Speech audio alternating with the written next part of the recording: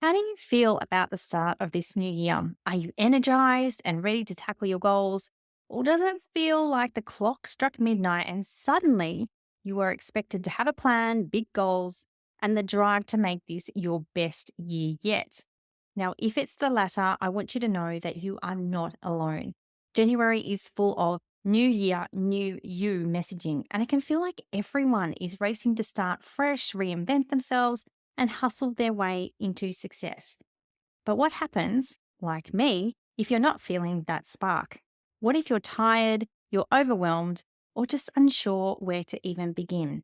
The pressure to start the year perfectly can feel suffocating, especially if life and business hasn't gone as planned or you simply need more time.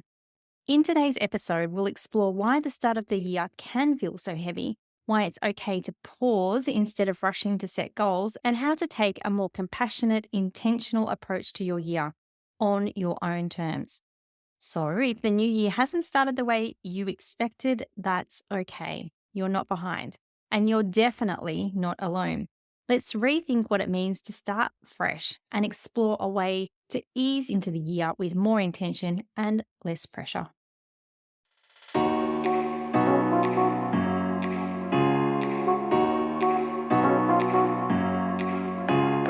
Welcome to the Powerful Content Podcast, your go to source for content creation, strategy, and business inspiration. I'm your host, Mel Daniels, content strategist, coach, and speaker, empowering women across the globe to grow their business with powerful content that connects, nurtures, and converts. So, if you're ready to create standout content that gets you noticed and remembered, or build an aligned audience who love you and are ready to buy from you, you're in the right place. I believe that content has the power to connect us all. It's up to you how you use it. Listen in for genuine and insightful chats with guests, as well as practical tools and strategies from me. It's so lovely to have you here. Let's dive into the show.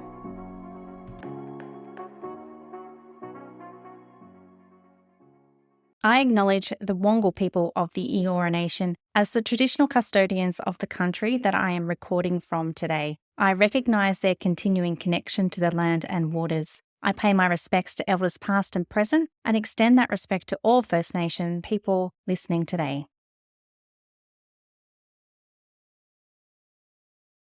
Hello, beautiful people, and welcome to episode 151 of the Powerful Content Podcast and the second episode for 2025. It is so lovely to have you here. Thank you for being with me. So, it's the third week of 2025 as I'm recording this episode, and I'm sure that, like me, you've already heard and read plenty about starting the new year strong, that this is your year. This is how to set resolutions. FOMO images of planning parties on socials, goal setting workshops, blah, blah, blah. And usually I am all for this sort of stuff, but this year, 2025, is a little different. I usually spend that fabulous, nothing weird time between Christmas and New Year thinking, planning, sorting, decluttering, and researching. It's the time when the cricket is on the TV and we have a puzzle out to do. But due to the fact that I decided to take on 2 Christmas casual jobs, I just didn't have the time to do this year. I worked a lot. And if anyone's ever worked in any type of busy retail job, you'll know that it's physically tiring as well as mentally tiring. So I just really did not have the brain space or time or desire, quite frankly, to just be and to dream. So consequently, the new year, new you message is kind of driving me up the wall this year. And I have zero patience for it. Maybe that's due to my age, but I don't know. But I do know that from talking to the Content Effect members that many people feel exactly the same way. So who says that the 1st of January needs to mark the start of hustle or go time? So, in the spirit of feeling this way, I thought I'd share a different perspective, plus a few ideas to help you to do things your way. Now, these ideas have helped me ease into the year rather than starting it with a bang and with hustle. So, why does this new year, new you message feel so heavy? I guess, first of all, we're taught that the 1st of January marks a clean slate, which is an opportunity to start afresh, become a new version of ourselves, and achieve big things, which is 100% possible. And it's a great opportunity to be able to think about these things. But what makes it difficult, though, is that this narrative is really perpetuated by advertising that we see on TV, on social media, even casual conversations that we might have with friends and family, not just biz buddies, which in turn creates this kind of collective pressure to do better or to be better. But what if you don't want this, or what if you don't want this right now? The problem here is that life just does not operate on a perfect reset button. Imagine that if it was like our computer, we could just press the reset button and 2025 would start afresh. But if January comes around and you're still carrying the weight of last year, or perhaps circumstances like burnout, like illness, personal challenges, even other distractions like a casual job, what if you're carrying this and it makes it difficult for you to embrace this fresh start idea? So, like I said previously, I was definitely feeling exactly this. I've started to embrace thinking about 2025 with a word of the year, which I mentioned in my podcast episode last week. And I've just created a vision board with my daughter. But, heck, I'm still in a more reactive than proactive mode with everything in my business at the moment. So, when you're surrounded by this goal setting hype, it can really feel like you're falling behind if you're not doing the same. Hands up if you're feeling that way right now. The problem with this is that it really creates feelings of inadequacy or guilt. But in reality, this is just an unrealistic expectation we're placing on ourselves because we're hearing it from our environment. You know that you're different from every other human on this planet. So why would you be able to or want to operate or think like everyone else? When we add on to this the fact that social media really amplifies the pressure or the unrealistic expectations, really, by showing us everyone else's achievements, everyone else's resolutions, or their beautifully planned goals.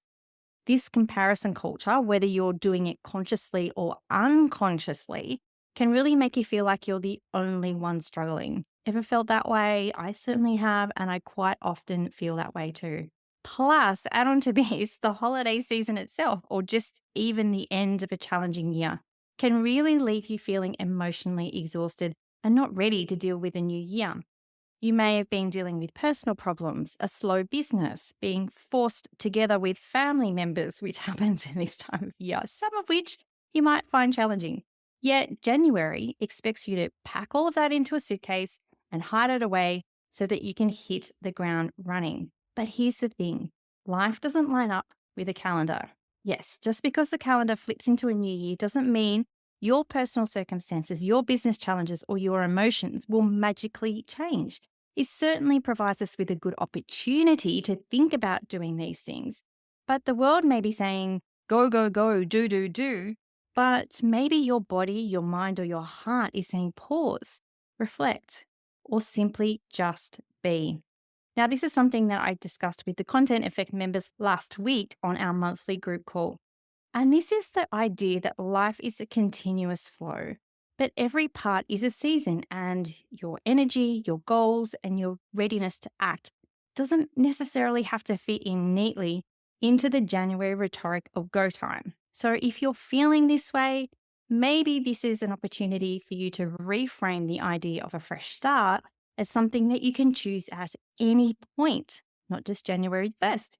So you can press reset today if you want to after listening to this episode. You could press reset in February, March, even the middle of the year. It's your timeline, no one else's, despite the messages you've been hearing. So what have I been doing to help me ease myself into the year and feel like I'm ready and want to get into 2025? Well, I wanted to share 3 things that have helped me and are currently helping me. And the first thing is giving myself permission to ignore the messages and pause. Oh my goodness, this is such a hard thing to do, but it's okay. It's okay to step back and honor where you're at emotionally, mentally, physically. For me, I feel tired. I feel like bone tired. So I've acknowledged that. knowing that within a month or so, it's going to be so different. And what I've been doing is using my pockets of time that I have available this month for reflection and recovery instead of action. And once again, this has been very difficult as I am definitely not one to be able to sit and just be. But I've read a couple of books. I have enjoyed doing our puzzle. I have let go of scheduling socials. I have got into the garden, which is somewhere I love to be, yet I haven't had the energy or the time to do recently. I've spent time with my teens. One is about to start senior school and the other is about to start uni. So it's a real transition time for them and for me as well. I've even had a cup of tea and used Annie Love's Reflecting on Your Year workbook, which I'll actually link in the show notes because it's a great resource. And I've also spent a bit of time planning the podcast, which was more relaxing than pressure based. So it's been all about reflection and recovery, not action. The second thing is to try and focus on the small wins. So instead of feeling guilty about not having these big, lofty, amazing goals, I've started small, thought about my word of the year, created a vision board. These are all small, achievable things. I've also embraced my concept of minimum viable content, which is about focusing on the content that I enjoy creating and the content that will bring me the best returns. So I've let go of socials altogether, but I've kept the podcast going. So for the time being, I've been simply focusing on the small wins that are moving me forward. And the third thing is revisiting planning when the time feels right. As you all know, I am an absolute planning nut. And it's pained me to not have everything already planned and to not have social media content flowing through my platforms right now. But I know that if I tried to push through how I was feeling, my planning would probably be substandard, as would my content. And I really don't want that for you or for me either. So now that I have a word of the year and I have my new vision board pinned up, plus I have more time for focus and energy for my business, I'll be slowly moving into goal setting, financial and content planning over the next couple of weeks. So I really encourage you to set goals or intentions, resolutions, whatever you like to do, when you're in the right headspace. Otherwise, you'll just be creating them for the sake of creating them. And what's the point of that? And also just know that when you feel ready to plan your content, there's a few tools and resources I have for you. So you can check out the show notes for a link to some of those. So now we know why the new year pressure can feel so overwhelming. And I've given you a few practical tips that have helped me over the past month. How can you start to shift the narrative that January is the time to be hitting the ground running? Well, there's a few ideas that I've come up with. First of all, January is not the only starting point. So the start gets to be anywhere you decide it to be. So you could view January as a trial month or a pretend month. It could be your time to experiment, to rest, to reflect, rather than dive headfirst into action. Your new year can actually start whenever you are ready, whether that's February, March, June, the end of the year, it does not matter.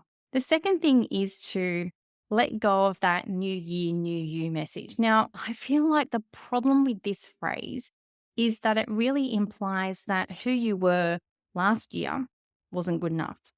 You don't need to become a new you. Your business does not need to become a new business. You're already enough as you are. So instead, focus on growth, capturing new opportunities, not reinvention. And just remember that progress in your business doesn't require a complete overhaul, despite the messages that you're probably hearing right now. You don't have to buy that new course. You don't have to create the perfect funnel. You don't have to spend thousands on a coach. I mean, you can if that's what you feel called to do, but growth doesn't have to equal changing everything in your business. And lastly, give yourself the gift of grace. Life rarely follows a linear path, and that is okay. I certainly didn't expect to be coming off the back of two casual jobs right now. That was the furthest thing from my mind in probably November last year. But content and business isn't about perfection. It's about showing up in the ways that you can when you can. And I think that that is such an important message because we are told time and time again that this is the way that we should be doing content and we should be doing business. But the truth is, your way is the best way. So why not reframe this year as a series of seasons, each with its own energy, each with its own purpose? And like I said, January might be your season of rest, and that's totally fine. It might be your season of goal setting, and that's okay too. It's your business, your timeline. So, where has all of this led us? We've unpacked the energy of the New Year message. I've given you some things that I've been doing and some ideas on how to shift your mindset around this time of year, especially if you're feeling like I've been feeling. But what I'd really love for you to do right now is to take a moment. Take a moment to think about what you need most right now. Maybe it's reflection, maybe it's rest, maybe it's reconnection, maybe it is action. Or maybe it's simply the reminder that it's okay to go at your own pace. So, whatever it is, here's a few questions that you can reflect on now, or feel free to jot them down and journal on them later to help you uncover what you need from January. The first is, what do I truly need right now, physically, emotionally, or mentally, to feel more aligned and at ease? If I let go of the pressure to have everything figured out this month, what would I give myself permission to do or not to do? What's one small manageable step I can take today that feels nurturing or meaningful, no matter how small it seems? And the last one is, if I allowed myself a fresh start at any point in the year, when would it feel most natural or exciting to do so? And why? And if you'd like help to reflect on your content, don't forget that I have a free resource content review and planning guide. Once you've reflected and potentially rested, you'll be able to ease into 2025 content with clarity and confidence. And you can find the link for this resource in the show notes. Now, I'd love to end this episode with a reminder, a very special reminder that you're not behind and you don't have to keep up with anyone else's time frame. This is your year and you get to do it your way. Talk soon. Thanks so much for listening. That's it for another week. To get more powerful content in your life, make sure you're following along on socials. My handle is @meldbusiness. And just in case you're wondering, the groovy music for this podcast was created by Just Here on SoundCloud. I'd also be super grateful if you took a moment to rate and review this podcast so more amazing women like you can experience the power of content. And if you're like, hell Mel, stop talking, I'm ready to work with you now, here's how we can work some powerful content magic together. Firstly, come and join the Content Effect, my membership inspiring women with service-based businesses to ditch the content chaos and start creating stand-out content that gets you noticed and makes sales. You can join us by using the link in the show notes or just Google the Content Effect. The second way we can work together is via my one-on-one packages. We can create a sustainable content strategy or start to build out your client journey. It's up to you. Hop on over to meldbusinessservices.com.au/services to find out more. Until next time, have a beautiful week and embrace the power of your content.